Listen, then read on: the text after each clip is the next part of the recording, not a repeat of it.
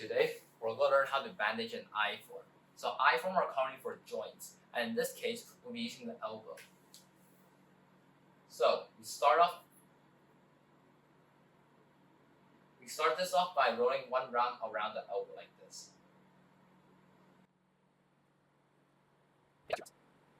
Now, you go 1/3 of the way up of the bandage and roll again. Now you go 1/3 of the way down and you roll again. You can probably see where this is going.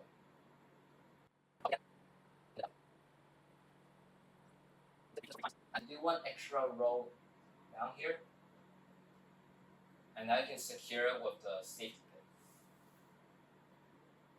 You can use this method if you have too much extra bandage. Put one finger on the elastic bandage here, right in front, and now put the bandage at the back. Now you can use your safety pin or your tape to secure it here.